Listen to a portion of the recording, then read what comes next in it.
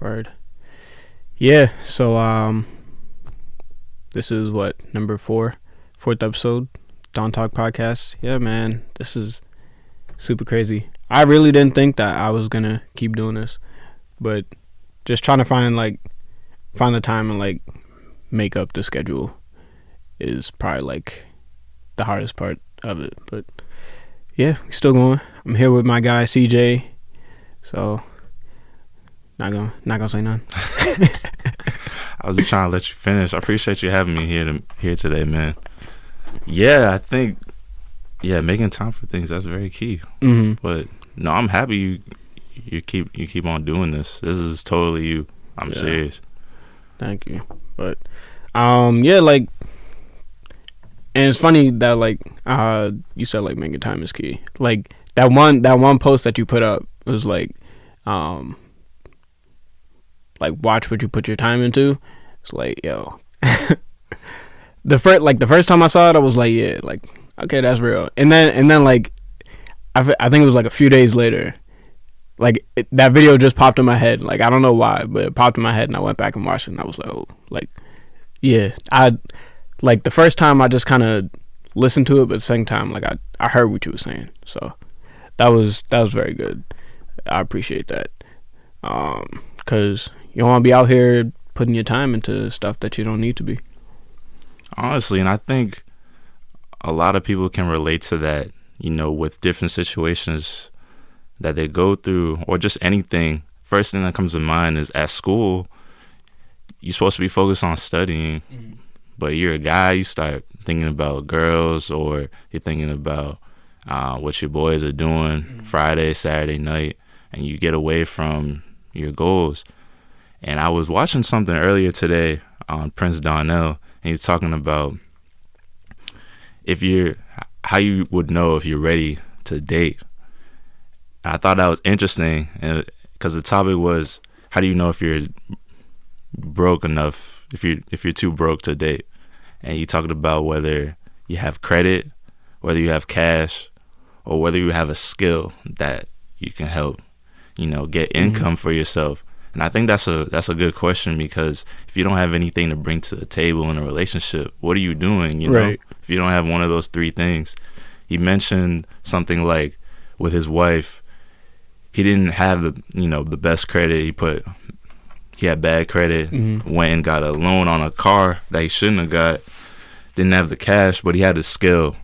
He works well with taxes. So I think that's something we all got to think about moving forward.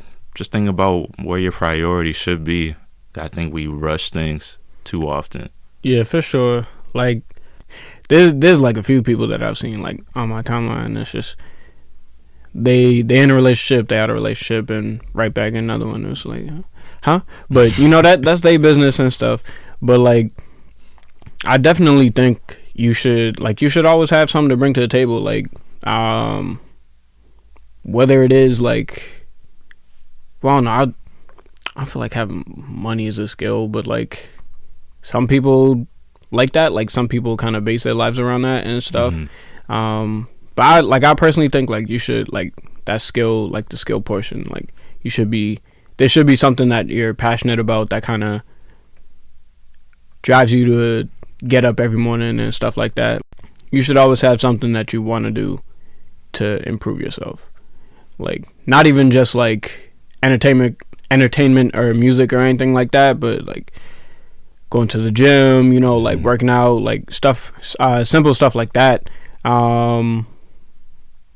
That's, I definitely think working out is underrated. I can't tell you the last time I've been in the gym, but yeah, man, that's, I don't know. I think you should always have something to kind of wake you up in the morning. You shouldn't just get up to say, oh, I have to do this. No, you get up, you get to do this. You have the opportunity.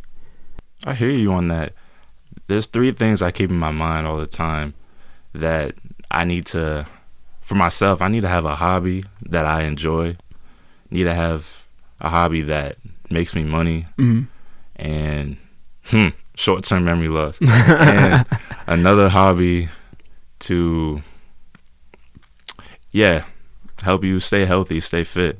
So whether that's going to the gym, or running, or for me, playing basketball here and there. That's just something that kind of keeps my mind fresh and keeps my body fit.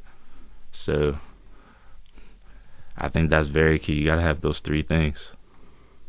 All right. So, so a little bit about yourself, like what you kind of do, like what kind of keeps you creative?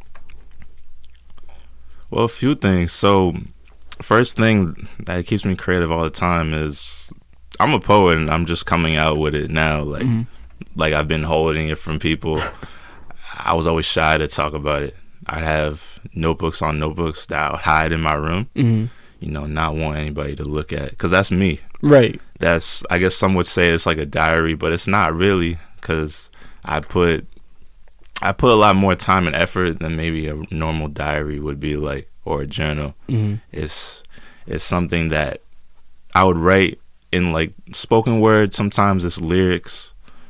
You know, sometimes it's just a sentence or two. It's a thought. You know, I took it as something for me to put myself out there for just whatever, you know. Life throws so many things at you. I think it's very key that you have an outlet. I think that's always been my outlet, aside from basketball and exercising and whatnot. You know, and other passions I had were just discussions, you know, kind of like what we're doing right here, but motivational discussions, like that video you talked about of mine that I had put up. Also do few dance videos with my friends. I'm not all that great. It's fun to do here and there, but that's not my main focus. I also been working on becoming more financially literate. I feel like that's more of a job for me, just a personal job, than maybe more of a hobby, because I realize a lot of people in our communities that look like us don't know too much about financial literacy. Yeah. Because I know, I'm not financially literate. Like, I don't know how to save money. I couldn't save money if my life depended on it. But, like, I think it was last week. No, it was actually a few weeks ago. Like, I just got paid, and the first thing I did, like, I was on Instagram and I saw this shirt and I was like, oh snap, like, that's kind of fire. Went out, spent $100, bro. Man. Like, and I'm like, dang, like, I really just blew $100 and I just got paid. Like, yo, that's crazy. But I definitely agree. Like, that's something that we do need to focus on more. Like, as a culture, as a people, like, you gotta know where your money's going, like how to move your money and stuff. So I've been trying to like follow more pages that kind of like express how to move your money and stuff like that. Like that page, I think it was Entredupe. They're like shared that with me. Great at that. And then like they like on their website they even have like Andrew, he's on there just kind of talking about like different topics and stuff like that regard being financially literate. And the latest one that he put up was how the NBA is kind of like, what was it? I think it wasn't markets. It was something. But he compared the NBA to like how money can be used. I'm so mad on spacing right now. It's getting me mad. But no worries, I do that at least 15 times a day. Man, it's so bad. I'm actually trying to find it. If it's like me, it's stress eating me, and I just start forgetting things. Yeah, bro.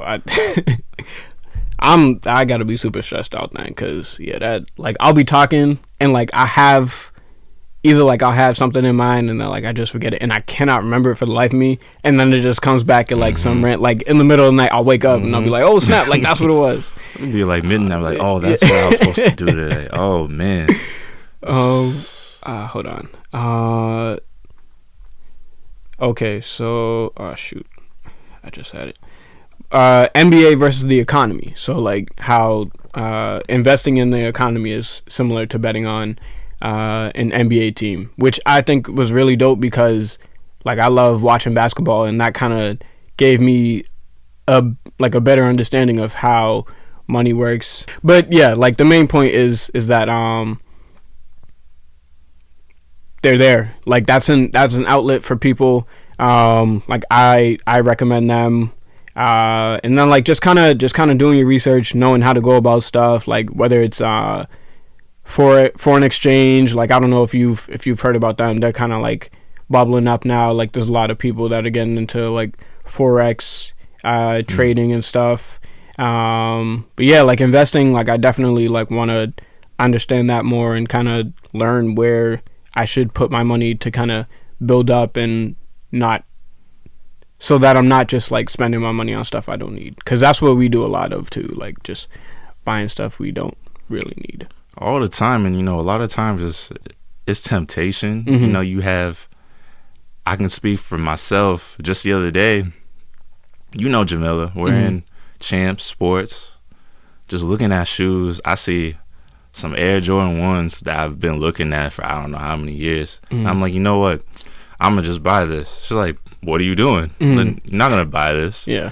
And it's crazy because I think as friends, as family, as a community, right, you have to be on each other about your temptations, about how you're spending it. Because not long ago, I was like, hey, I think you're buying a little too many shoes, my friend. Mm-hmm. Like, put some of that away. Yeah. Put it towards something else. And now it's just coming back, to me. And Mm-hmm. I appreciate stuff like that. I think temptation is definitely a big part of it. The little things add up. I like snacking at CVS sometimes, like stuff like that. That adds up over time. Sure. And then you could have like 500 in your account, right? Mm-hmm. And then half of that's gone. You're like, where did that go? Yeah. That happened to me once. I think it was last semester. Yeah, it was my last semester, and I'm looking at my account. I was like, yo, I definitely had more money in my account. So I went to my roommate because he works at a bank, and I was like, bro, like, I think my bank is like holding out on my money or something like that. And we went through, we added it up, bro. Like it was the same amount. I was like, oh my god, like I really spend that much? But like it's like you're saying, like it's just little things that add up, and like you really don't even notice until you look at your account and you're like, holy crap, like, yo, where'd all this money go? But yeah, just if you spending money, like make sure you're investing in like your passions and what you want to do, because that's where your money should be going, because that'll help bring back money. But yeah, just spending money on like things, I mean, definitely, like if you want to, like, you got to live your life, like definitely enjoy that. Mm-hmm. But just find a balance, because you have to know like when to spend money, like when to save it. Yeah, you just gotta like, I believe that everything can be perfect in balance. So that's like a very important thing. Our time like is really now. I think time is something we all talk about, especially our age group. Whether you're in your early 20s, late 20s, early 30s, time is something I think we all talk about a lot. Mm-hmm. And we actually have a lot of it, especially if you're somebody that doesn't have a family right now, or have somebody that depends on you. You can actually save more. Mm-hmm. Or if you're still living at mom's crib or dad's crib or wherever, somebody's couch, I don't judge. Like, you are wherever you are. Take cuts out of your paycheck if you don't have all these different bills to pay. And no, it's easy to say, but it's harder to do. Yeah, for sure. I think I've maybe done it twice, like where I took 30% out of my paycheck, saved it, took another 30 and invested it, and then took the 40% and then just kept that. I think I've only done that maybe a few times, but it's hard to do that. Your mindset might get lazy, if it's not something you're used to doing. Right. You gotta train yourself, but that's the way we gotta get ahead. That's one of the ways. Just become more aware of what we do with our money. Because nobody's gonna just come down one day and be like, "Hey, you saving your money?" Like, right.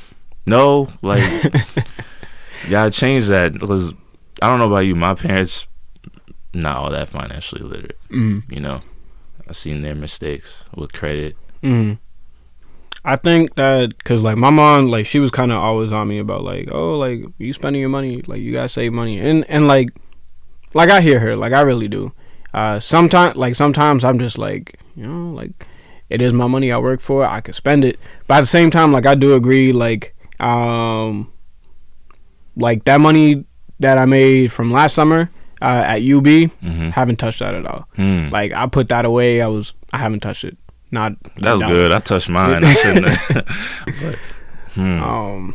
But yeah, like everything else I got from like my other job, like working at Guitar Center, like my job now, like I kind of just spent it. Like most of it was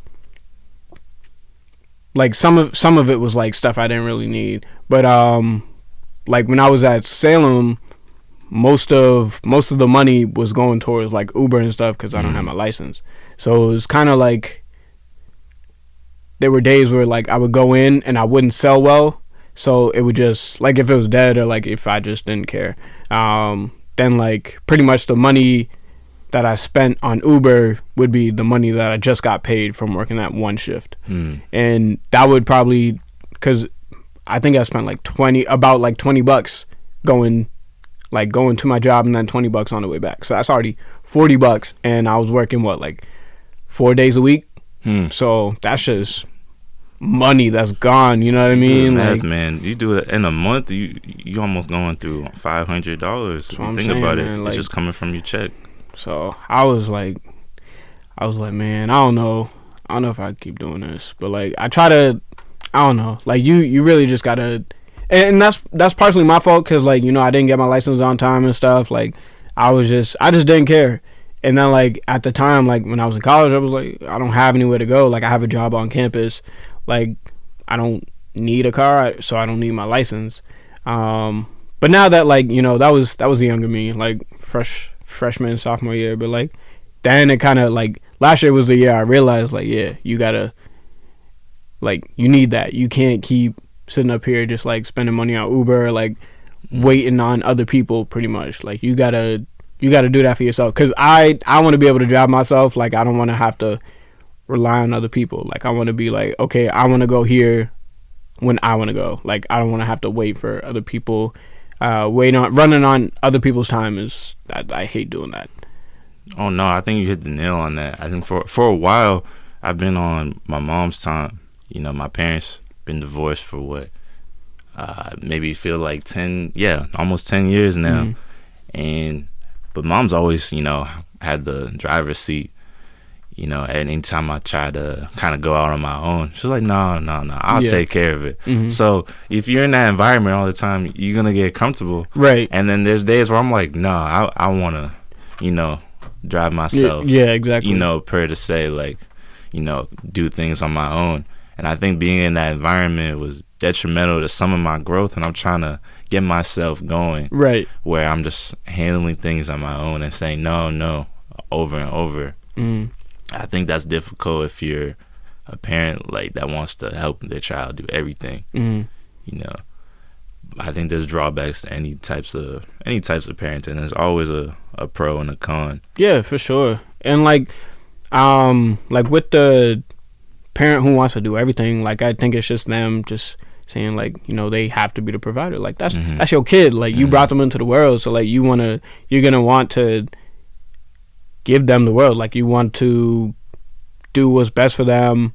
Like you always want to help them out as much as you can, but at the same time, like sometimes like you could be doing too much, and that's stopping them, like you were saying, from growth, because they don't learn to do things on their own. Like they won't have to kind of fight for stuff if stuff is just always kind of given to them, and like they're always being bailed out or always being helped out. Like I definitely agree with that. Like that's how I kind of was. Like my mom's, like she definitely, like she was always helping me out. It wasn't really until I got to college, and then like when I bought my PS4, like I was like, yo, I did that. Like granted that hurt my bank account a little bit. I'm not gonna lie. Like right, yeah, I think it hurt everybody's bank account. Man, I bought it used too, but like I was still like, nah, man. My roommate's like. He was like, bro, why you look like that? I just look so sad, bro. Because, like, it hurt, but, like, I know I wanted it. Like, I don't really regret buying it, but at the same time, it's just like, dang. Like, that hurt. I don't know. Like, I definitely think that. So for me, that was probably the point where I was like, okay, like I want to do stuff for myself. Like anytime I wanted shoes or clothes, like my moms would go out and buy it. But then once I bought my first stuff, then it's like, okay, I like this because my mom did, she did a okay job. I'm not gonna lie, like before my freshman year of high school, man. No, I'm not gonna judge you. I think everybody has a point in their life where they're like, man, like I'm not liking my mom or my dad for whatever. I got all the respect for my mom. Yeah, for sure. For sure. There's some things where I'm like, man, I wish I was able to do this. But realizing that she was a single mother, she can't do everything. Right. Yeah. So I let that be past. That's something I had to move on from. Whether I'll give you an example, like I was somebody, everybody wanted to go to the league. Yeah. So I always wanted to be in every AAU league, I could be every summer, and that was something I had to give up because there was nobody to help me go to those games, But I realized, things come like that, in life. You just gotta look for other things, right? And I think ultimately, maybe that wasn't what I wanted. That what I thought I wanted. Sometimes things that you think you want in a time, it's not always what you want, right? Ultimately. Yeah. A lot of what we think we want isn't even like best for us, which is the craziest part. And like, I think it's hard. Like some people don't even realize it. Like they just kind of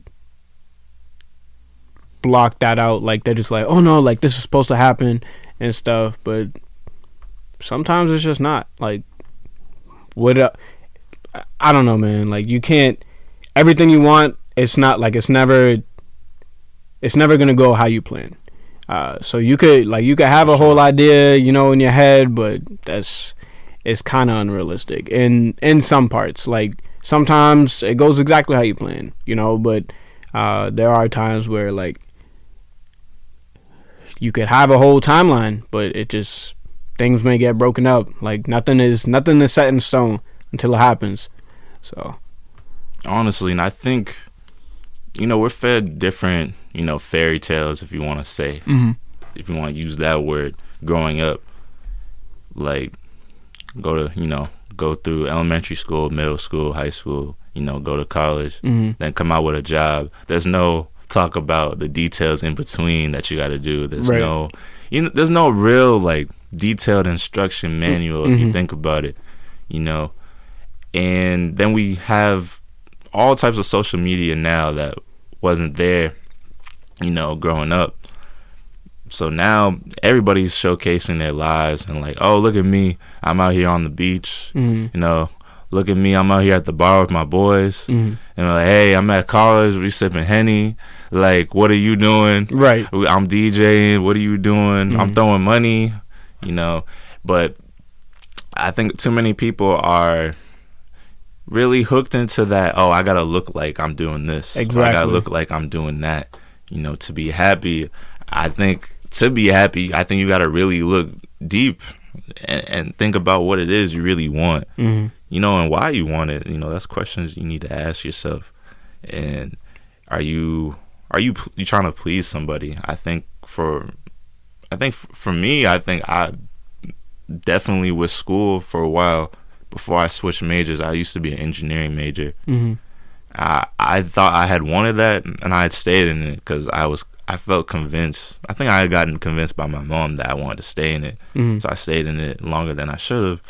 And then I switched to information systems, and that's something that kind of would help me navigate from different jobs that deals with database stuff, and like would help me learn how to make websites and stuff like that. That's something I could use. So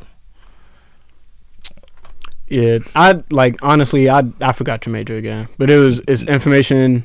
It's information systems. I would forget it too if I wasn't majoring in it. I don't know. I definitely thought it was like something else. But nah. I definitely agree because I was in athletic training for 2 years, and then that's when I was just like, yo, like I can't do this, bro. Like this isn't for me. Like, me and this one dude who was in the same major was like, bro, this ain't it. And then we both moved to exercise science. Like, he likes exercise science more because, you know, he's very fitness based. I'm not.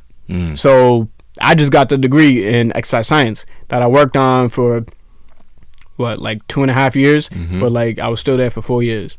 So that degree, that's not for me. That's for my mom, because she wanted me to go to college and get a degree and stuff, and like that's not what I wanted, because I didn't go to college because I wanted to explore stuff. I went to college because after high school, that's what you're supposed to do. You know, like, I don't agree with that whole narrative.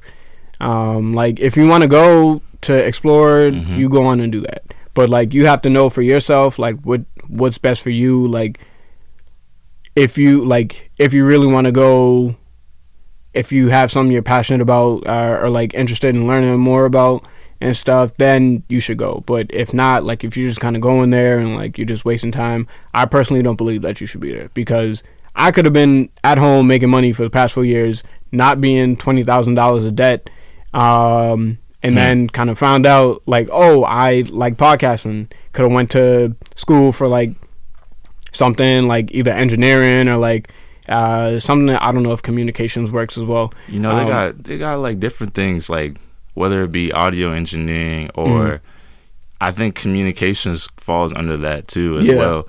And I noticed that, and I'm gonna be real, like, I noticed that there's things that people go for because their parents think it looks good, exactly. You know, so they're just gonna go for it. Meanwhile, they're miserable about it, or maybe they're just like, eh. And I'll be real with you. You know, once I went to school, before I went to school, I wanted to do something music related. I knew that's what I wanted to do, like, but I didn't know how to be open about that. Right. Or I did, but I was too shy to be open about that. I didn't want to hear anything about that, like at home, any backlash. Yeah. Because I remember back in the day, it's a random memory. I was rapping somebody's lyrics, and my sister was like, "You don't want to grow up to be a rapper, right?" Yikes. I was just like, "What?" And my mom like, I didn't think about that, but what if I did? Like, right, yeah. You know, like that, damn. You know, that's, I don't know, that sticks with me even to this day. For sure. And I'm just like, wow, like, sometimes, you know, people closest to you can really make you feel like you're in a box, like you can only do certain things. You know, I think that's the challenge. Because with information systems, right, I care about it, but I don't. Like, if I'm being real about it, I've been in school for so long so that I feel like I have to finish. Right. But if I'm being honest, anybody with logic, right? If you don't want, if you like, you realize you don't want to do something anymore, you should just stop. Right. You know? But a part of me is like, oh, you should just finish. But at the same time, it's like, I should just stop, right? If I don't really want to do it, you know. Exactly. I think that's very important to say to people. But it's also, you got to practice what you preach. So I wouldn't be the person to say that if I just feel like I'm just going to go finish, you know? So I wouldn't necessarily say that, but I bring that up as something to think about. Yeah, for sure. Cause I called my mom and I told her, I was like, yo, like, I'm done with this. I don't want to be up here because I'm not passionate about athletic training. Like, that's not what I'm here for. I don't know why I'm here. But like, my roommate and my sister, they were like, yo, just finish. Like, you already here. So like, I didn't want to, but at the same time, I was just like, might as well. But yeah, like, I totally agree. Like, if you really feel like, I don't know if I'm kind of feeding into your like being contradictory to what you kind of just said. But yeah, like personally, I do believe in like, yeah, if you don't want to do something, just stop doing it. My mom was not trying to let me. she was not for that. But yeah, like now I feel like she kind of has an understanding that like I'm becoming my own person, and although she'll definitely have a saying like what I do, but like at the end of the day, it's my life. I'm the one who's living it. Like, I gotta make my mistakes and go through whatever, because that's a part of growth. But I can't have you tell me not to do something because this will happen. Well, you don't know that that's gonna happen for sure. I don't know that's gonna happen for sure until I do it, and then if it does, it does. But if it doesn't, then it'll be a beautiful manifestation. But we'll never know unless we try. Right. And I think fear plays a factor in whether we make a decision or not. I think that the fact that a lot of us, growing up, we living with our parents, they pay for this and that bill that we might not necessarily have to see. Or if you're like me, I help out sometimes with bills, but I don't cover everything. Right. I help out with some things, but I don't cover everything. I think, other people, they live different with their parents. But I think that's one of the fears. It's like, you stop doing whatever it is they want you to do. Right. There's going to be repercussions for that. There's going to be some penalties. And often I think about, I'm like, hey, why don't I just move out? Why don't I just save to move out? But that's a hard thing to do. For sure. Because then you really just depend on yourself. You got to build up. And the fact is, it's like, is that what you want to do? Because I think at some point in life, you got to take the path into your own hands. Can't really I guess hang around like what it is you want to do instead of directly want to do it. I guess that's where I'm at, where I gotten myself some of that drive to make a page like on Instagram, to make a YouTube, to have a Twitter that's just about my poetry and like my discussions. Yep. The fact that I'm hesitant to go public, like with everybody I know about that. That's me, I guess, not fully ready to like expose that. But I think that allows some vulnerability and allows people to just throw judgment on me. Right. That I don't want, but at the same time, I'm the type of person. Well, if it happens, it happens. I guess I don't want the conversation at home about it every day. Yeah. I just don't want it. I definitely, like, fear is like, it's something that I hate, but I live with that every day, man. Like I was telling you, like I was at work and this was last night. So I had to cover my coworker, and like while I was in there, I was supposed to like write down, like I have to track all the cars that come in and stuff. And there was one car that came in, but like I didn't write it down because I couldn't see it, and like the way stuff was set up, like it was just kind of hard, like being at the phone talking to them, and the cameras are like on the other side of the room, so it's like I can't be in two places at once, because at the phone there's a camera, but like I can only see the person, I can't see the license plate. So then like I didn't track the car, and he came in, he parked sideways, so like the parking lots are kind of like the ones outside, but he parked opposite way, so like he's parking on top of two parking spots, so like if he's parked this way, the car's supposed to be this way. Right. So he was also there for 2-3 hours. Like the max we can give them is an hour, but I didn't have his information to call, so I was like oh damn, like I messed up. But like we ended up getting it figured out and stuff. But when I was leaving work, I'm just thinking in my head, like that overthinking and like fear. I'm like, damn, like I could lose my job tomorrow. So like I was just, it was just bad. But yeah, like that fear, like it just made me like not even want to go back. Like it made me want to even call my supervisor today and be like, hey, like explain the whole situation. Like I was just that freaked out about it. And then like on the other, like aside from that, like the fear of doing what I want, because I also agree, like I don't like doing stuff.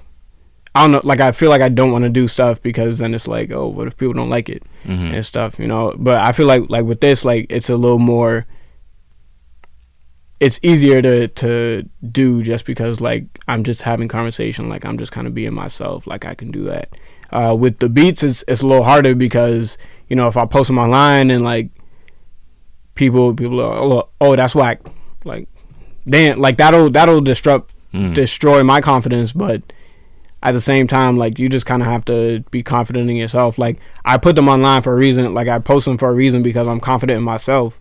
So I think that like definitely whenever you do something that people may not, well, I mean regardless of what you do, like people ain't gonna like it, but you just gotta like do that. Like, do whatever you want to do because you want to, and not look for validation in others or anything like that.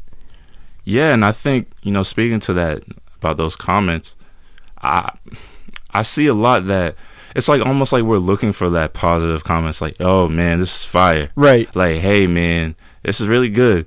And I realized that that's just kind of like what we might be looking for to comfort us, to be like, oh, it's not as bad as I thought. Right. Because I think a lot of the times, if you're like me or other people, you can be self-critical of yourself too much, and something that you could have done is really good, but you're like, oh no, you're just saying that. Right. But at the same time, you're like, oh, okay, maybe it's not that bad. And I think negativity is important because there's always going to be trolls. There's sure. Twitter trolls, Instagram trolls, there's social media trolls everywhere.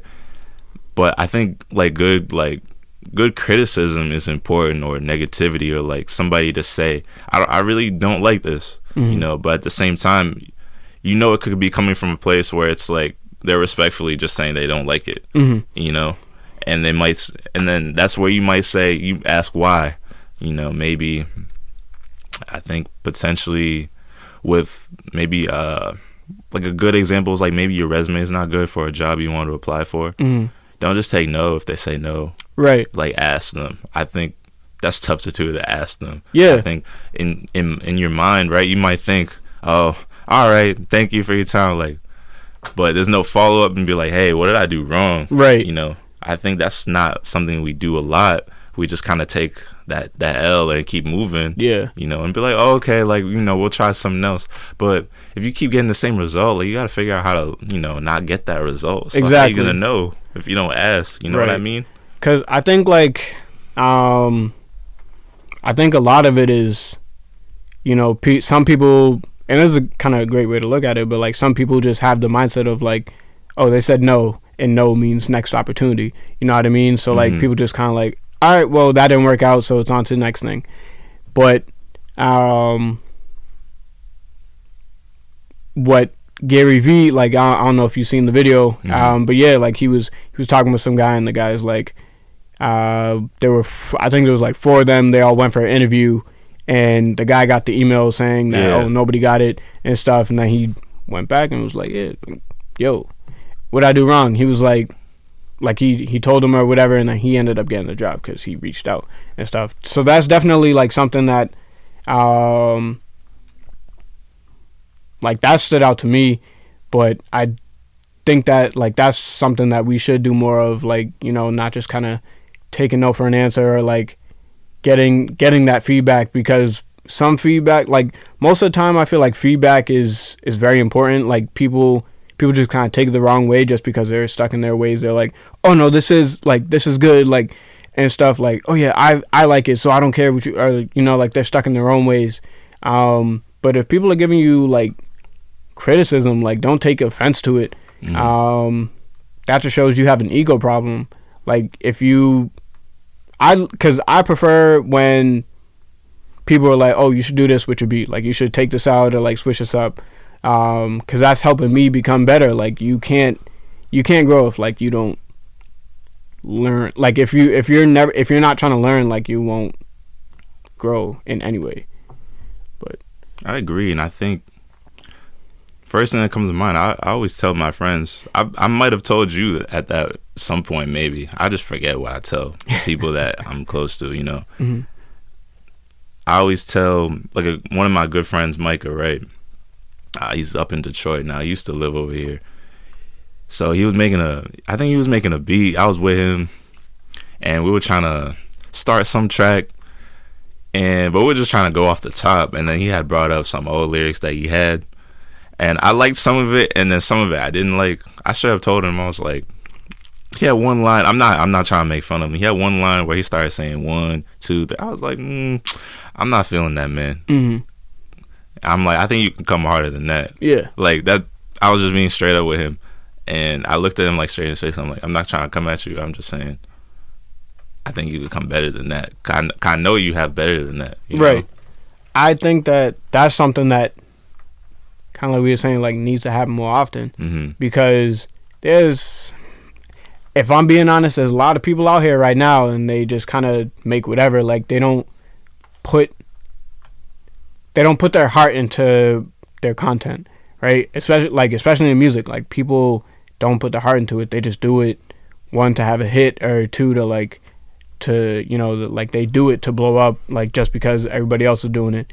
But when you put your all into it, like it sounds different. You know what I mean? Like you can feel that in the music. So I definitely think that we need more people, like especially like if you in the studio with your boys and they saying some weird stuff you don't like, you got to tell them, because by you not telling them, like they going out there and putting out that content, like I don't know, like it is. I understand, like you want to support your homies, but at the same time you gotta, like, supporting your homies, you gotta be real with them, like, and everything.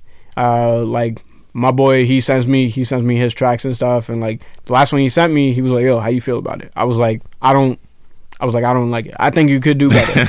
You know what I mean? Like I was just being real, but like that's really my homie and stuff. Like cause he has other songs, and I'm like, you see what you did on this one? Like you could come with that same energy, but like sometimes like you really won't like everything. Like it's not an obligation for you to like it just because you're their friend or whatever. Like you have an obligation to be real with them, I think. Like in friendships or whatever, like you always got to keep it 100. And I think what's important is if somebody, what I do now especially, I wait until somebody asks me like my opinion about it. Mm-hmm. That way I'm not just, voicing my opinion out of nowhere. Because I think you have to realize whether if somebody's asking you, then I think you should give an honest, like, opinion. If somebody's not asking you, I might not even say anything, you know? I think I've become that type of person. Like, if nobody's asking for help, I might not want to help. I guess, there's different situations where people do need help, but they don't ask for help. Mm-hmm. But I'm still, like, becoming more of a firm believer that if you're not asking for that help, I might not give you that help, to be honest. I don't want to look for my own trouble. I'm not that type of person. Mm-hmm. I guess you could say stay in my own lane in a way. And I think that's what keeps me out of a lot of drama. I don't look for trouble. I don't look for arguments. Right. Frankly, because I don't have the energy for that these days. Mm-hmm. I really don't. Most of the time, I feel sluggish. I'm tired. Mm-hmm. Stressing about whatever it is I'm stressing about. Whether it's school or the fact that I haven't started what I wanted to start yet and how I can get there. Mm-hmm. And just, or waking up in my mom's crib and she's yapping about something. I'm like, I really don't want to be here today. I'm just going to leave and do what I got to do. And just to go back to, doing the things you want to do. For me, I've realized that my Achilles heel will be if I'm thinking about my mom's opinion a lot. But I'm trying to get myself to realize that whatever I do, she'll just be on board with it. She'll probably critique it for who knows how long. But what I see with a lot of parents is like when you start off, they're always going to be like, oh, what are you doing? But when you show the end result, they're like on your team. Yeah. They're like, it's just like bandwagon fans almost. Mm-hmm. When you start off, nobody's paying attention to you. They're like, oh, you're whack. Mm-hmm. But then once you're at the top, they're like, oh, like this is cool. Like, yeah, man. Okay. So what is it? So what's his name? Reason from TDE. On his album, like there's one line, they don't fuck with you when they're cold, mm-hmm. but they hate when you hot. Like, mm-hmm. okay, you didn't like when I was doing this, like when I first started, like you wasn't rocking with it, and like now that I'm blowing up, either you don't like, you still don't like it, or for whatever reason, or like you just rocking with it because it's blowing up. You know what I mean? And I definitely like don't agree with that. Like I try to support people. Like if I really like your content, like I'll let you know, right? And I always like once I let you know that I rock with your content, like I'm always gonna support it, like whatever it is and stuff. But like, if you do end up doing something that's like I don't really like, I'll let you know. because I feel like I'm becoming that person where I want people to be at their best, or like the best that they can be. So I kind of like, it's a little bit of the opposite of what you were saying, like how you say you don't really like just tell people when they're doing bad or not doing bad, but like if something's not as good. But I think like I want to be the person like that kind of helps them see what they're doing wrong, because like I was saying, like with my boy, like, all right, you brought this energy on this song, and you only brought like you brought much less on this song, so I think you need to pump it up and bring this much energy, you know what I mean? Like it's just little things like that. But I definitely like think that we need to, like, I don't know, you gotta like a little bit of both in a way. Like, yeah, I know, like, kind of just be like, hey, can I offer some advice? Yeah, but I guess I'm assuming, like, if you're really close with somebody, you want to assume they're just gonna be like open to it, right know? Yeah. But yeah, I mean, like, if it's someone like I don't even know, then like, yeah, I'm not gonna say no, because like I don't right. I don't know you, like I'm not trying to waste no energy and stuff like that. But yeah, so we gonna switch a little bit. Okay. But yeah, so I think it was, what was it? So submission. Oh, submissiveness. Yeah. So okay. that may have sounded kind of weird. You said submission. Yeah. But this is WWE out here. But yeah, submissiveness. Like, so do you agree with like Fantasia's comment saying that you know, like some women, like women who are already kind of self-established, or you know, like their own boss, really, like, you know, they provide for themselves and stuff like that. Do you agree that they should kind of tone it down, like whenever they meet a man, because you know, they meet a man and they're already self-established, they feel like, oh, I don't need a man, but like they're trying to be the top dog, like they're trying to be the provider, do all that stuff. Do you kind of agree with that? Like they kind of have to take that step back and let the man lead, I guess.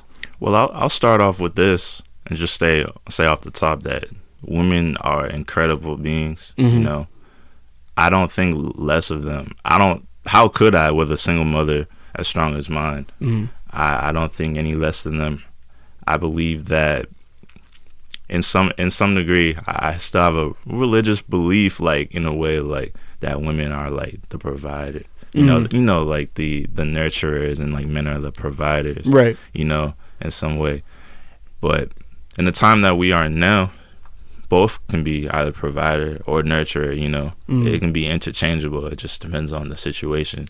For me personally, I do agree with Fantasia, what she was saying about men being the head, like, of the household, but like it doesn't mean the woman doesn't do anything. Right. She just follows him. It's like he can't do anything without her because she's like the neck. You know what I mean?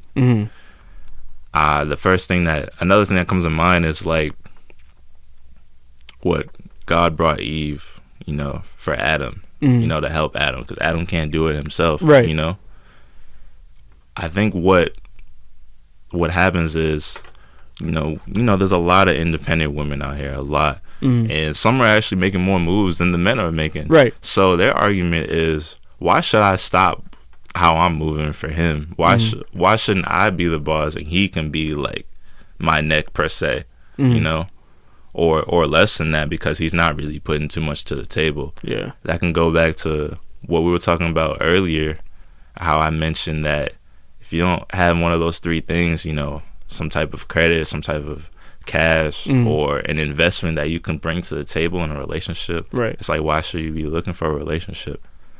And there's definitely a lot that people want. I think people genuinely want power to some degree, depending on the type of person you are. And I think that's tough to give up if you've had that for so long, if you're an independent person. Right. So, but my personal belief is that if you're a religious type of person and you believe in that, like, man should be like this, woman should be like that. If you're into that gender role thing, I definitely agree with that. I don't think there's anything wrong with it if you decide, I'm gonna support my man, but I'm still gonna be my own woman, and make sure that you guys are on the same page and that he knows that you guys move as one. Right. You really both are the head of household. It's just almost like a president. They can't control everything. They're just the face. So really, your man's just like the face of the household. Yeah. You can really be, which in a lot of cases, the woman is like doing other stuff, doing a lot of other stuff behind the scenes, but she's not getting all the credit for it sometimes. Yeah. I can see that as being a problem. So submissiveness, really, we could go on Google and really define it. I'm not going to do all of that. You could do that, but it's really how I define it.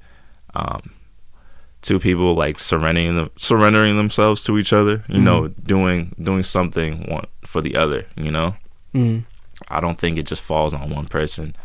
There's definitely roles to play. Like if you're talking about sexually, like I guess different people have different relationships. In that, I'm definitely not gonna want to be the one who's submissive, like in a sexual relationship with another woman. I would probably want to be the more dominant person. That's just things to think about with submissiveness. I think that's a word when you throw it out there. Some women get upset, like, "Oh, what do you mean? Like, you want us to just lay down and do whatever you want? You say?" I don't think it's a 24/7 thing. Yeah, I don't think that, because I know, like, I do know like a few women. Shout out to them, because they're out here. They making their moves and stuff. Like they're pretty successful and stuff. Like I definitely like see them like holding it down for themselves. Like they're providing for themselves. And I don't think that like they should have to settle, because like why? Well, I don't know. It all depends on like how you see it, right? So if there's someone that you really like, I mean, obviously well, speaking that like he has like one of those three, one of the three criteria, then I don't think it's settling. But if it's someone that, like if you out here working 40 plus hours a week, you grinding, you cook, like you do all that stuff, and he doesn't do anything, like he doesn't have anything going for him, that's what you call settling. But I don't think that you need to, like, I don't know, I don't call it settling, like if you find someone that you really like, but it's more so about like the level of security. Because if you're like, if I'm in a relationship and my queen is like, she's making more money than me or anything like that, I have to be secure enough to not let that get to me, because that could like either my insecurity would definitely, like, that would ruin the whole thing, just because like I'm worried about who's making more money and stuff like that. Like but I definitely agree, because like as a man, like I do want to be the provider and stuff, but if my queen is like just a little bit better, like if she is making more money than me, then like why can't we both be providers and stuff like that? Like, all right, you're doing a little bit more than me, but like I feel like if we're still kind of on that same page and like we both have that understanding, then I don't think that it's a problem. Like I don't think that you should downplay that, if that makes sense. I think it makes sense. I think it's easier to say than maybe go through it. Yeah, to for say, sure. Oh, hey, like, yeah, my wife makes more money than me. I don't think a lot of men would want to say that. No, I wouldn't say that like out loud. I would just like you might get laughed at for it, but I guess that's one of the things you gotta ask yourself. Like, are you okay with that? Like, I think if you're okay with something like yourself, it shouldn't matter what other people say. It's easier said than done. It's something to be worked on. I also think that some people are looking for things to already be established, like looking for people to per se like have their ish together. I don't think that's fully realistic, especially especially if, let's say, the woman, she's still like getting her stuff together, Mm-hmm. but then she wants to say, "Oh, I need a man that's already established." Well, you're not established, Right. So what? I don't think anybody deserves like anything. I think everything is like you take and give with things, Mm-hmm. But like kind of what we've been talking about, I think you have to be able to bring something to the table, if you really think you need somebody that's already established. What makes you think that they need you if you're still trying to catch up to them? Mm-hmm. I think growth, it can be a very good thing where if both of you guys are coming from the same type of place, you can grow together. Right. You guys both have plans. Mm-hmm. I think planning is very important if you're trying to, especially if you're trying to get married, because I think finances is what comes back, to bite people. A lot of marriages are, ending.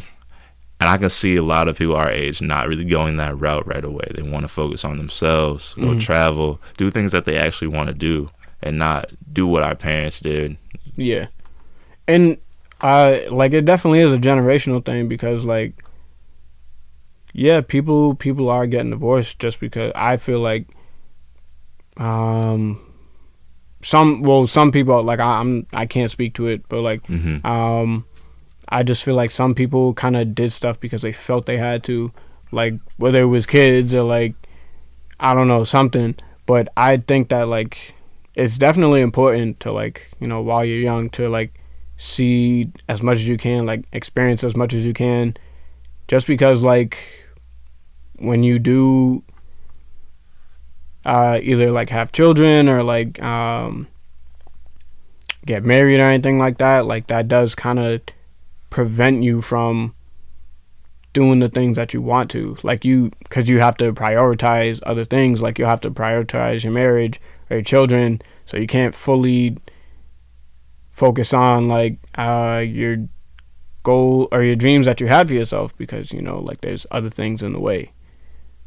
But no, that's very true because now if you have a family, you have priorities, and that if you have children, that comes ahead of your priorities a lot. You got to provide. You have to make sure that they're okay. You're taking care of another person. Like if you had a pet, you know what that feels like. My sister has a dog, Roxy. She's a black lab, so that's like her baby because you got to wake up early, take her to the bathroom. Yep. Stuff like that. Make sure she's fed throughout the day.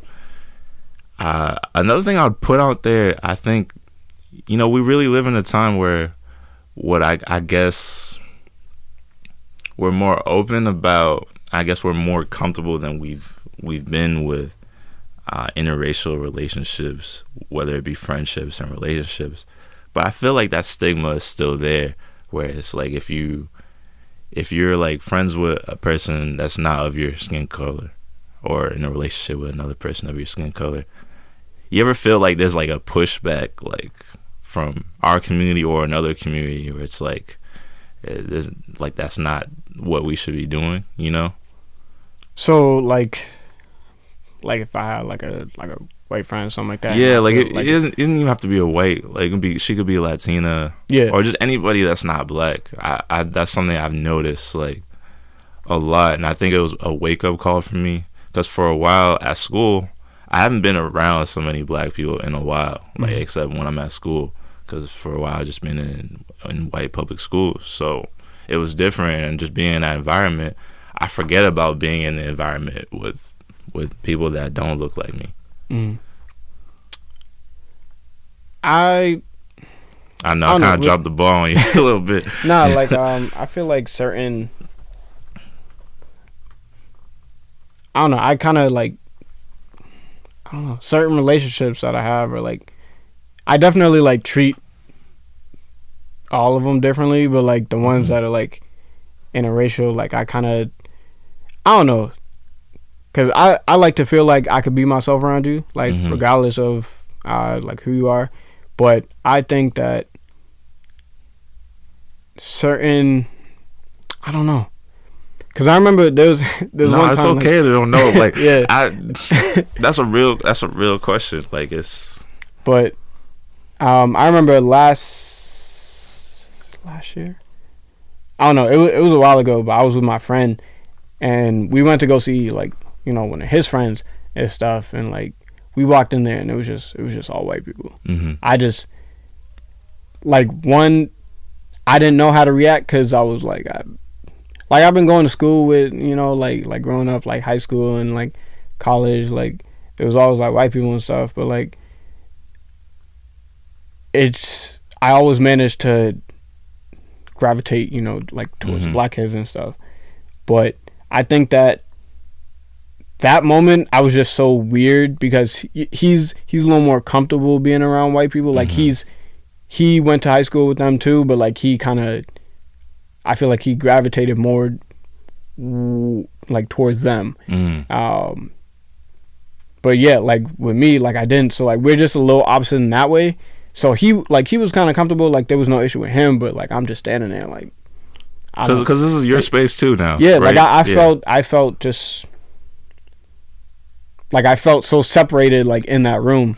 And then like his friend came over and was like, "Oh, you're so uncomfortable. Like I know you are." And I'm like, "No, I'm not." Like I was trying to like trying not to make it seem like I was, but I was so uncomfortable. Like she was calling me out on it, and I'm like, "Holy crap!" Like, yeah, And then I told her, I was like, "Yeah, like I'm uncomfortable. I don't know I don't know how to exist here properly. Like I can't. I feel like I can't be myself." It was just weird. But I think like, for the most part, I try to be myself. Sometimes, like I do hold.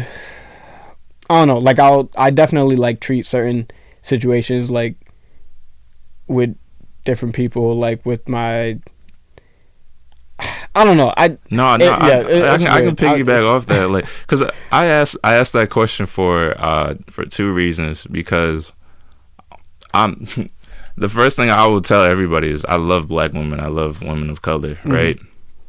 And the next thing I'll tell people is that, when it comes to like relationships and stuff, like there's so much I feel like I have to learn and continue to learn and realize more about myself, so that my relationship with other people can be great, right? Mm. Whether it's just a friendship or a relationship. Yep. So I bring that up to the table because, I realized like a couple of years back, and I'm just like, this environment that I put myself in, where I'm surrounded by people of color all the time, is good, but at the same time, it's not always good because I'm not, I guess per se, meeting other people and learning new things.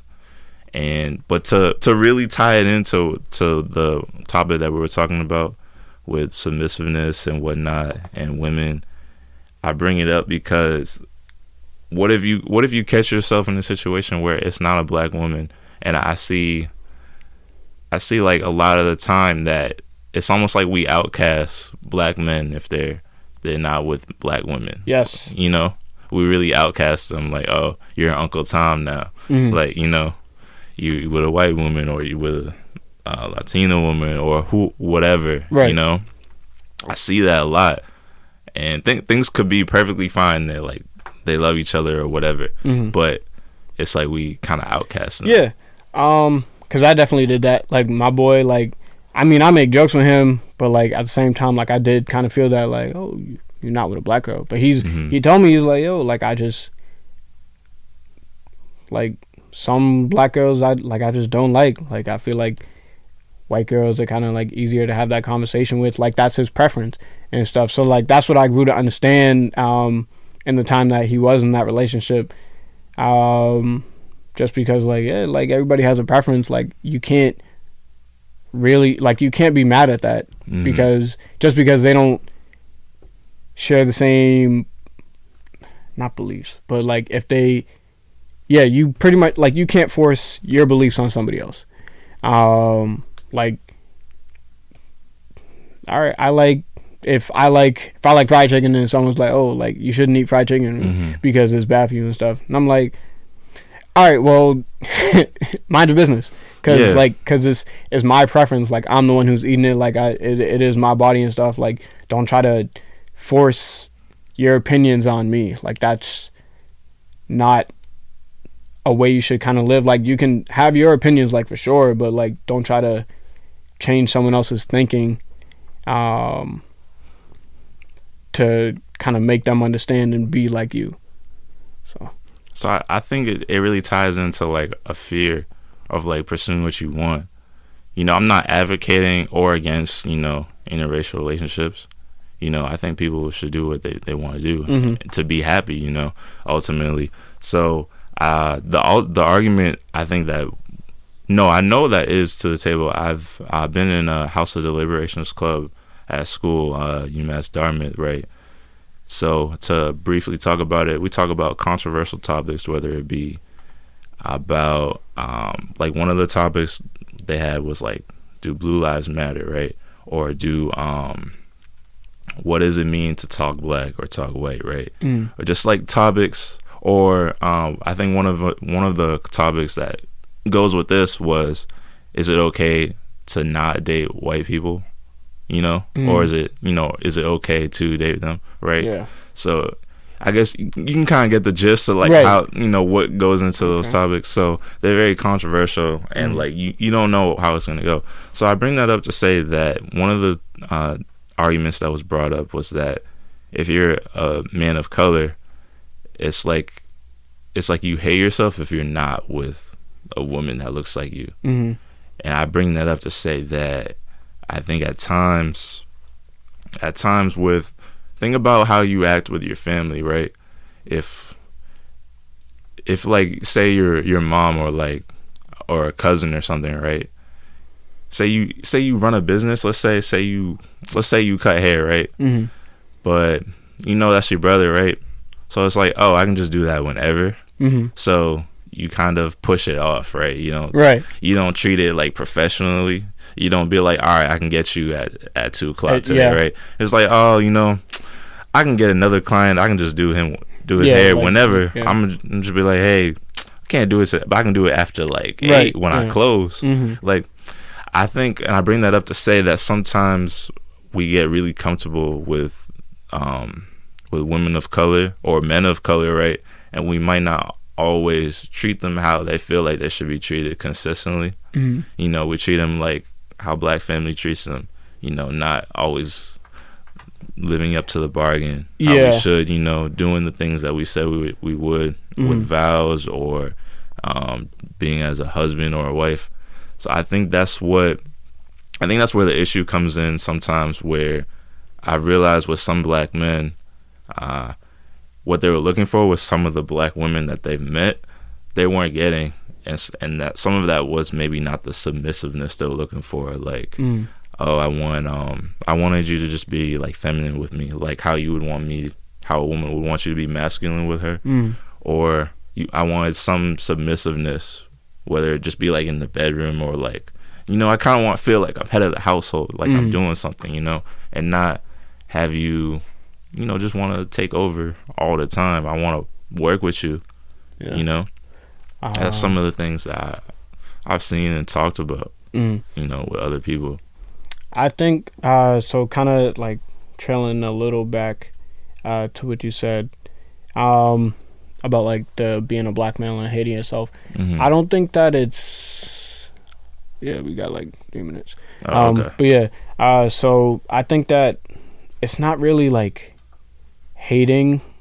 Yeah, so I would say that it's only hating yourself if you bash black women, right? So if you are a man of color and, you know, you're with a person not of color, and you're bashing your own people, that's self-hate, like, for sure. But I think like if you have your own reasoning, like that's not what if they're not who you're attracted to, then that's not really self-hate. Like, it's kind of a preference. But yeah, like I just wanted to kind of bring that up, because I've seen a lot of people like sit up here and like bash black women and like shout out black women because y'all are, oh man, y'all something else. Yeah, but, no. Because sometimes you just have a bad experience with 1 or 2 women. You know, I don't think that gives you right to bash everybody. Right. You know. But yeah, I don't know. I think I'm like, anything else? You kind of got like, yeah, I'm like tapped out. You say he's tapped out. This is UFC now. Yeah, I love UFC. Thought I say that. UFC is dope.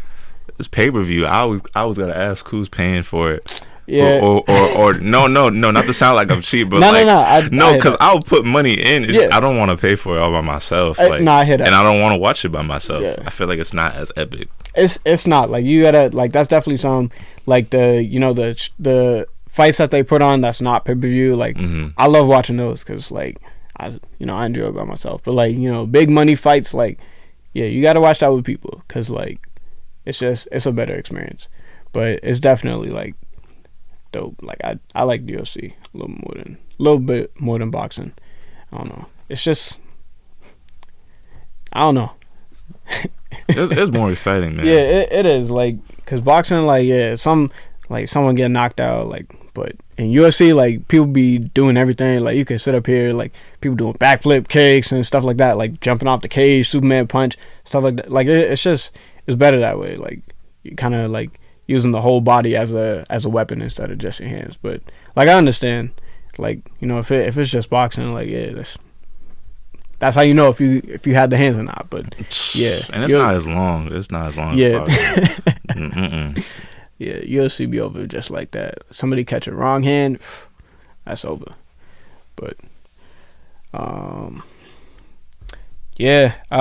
So where can the people find you?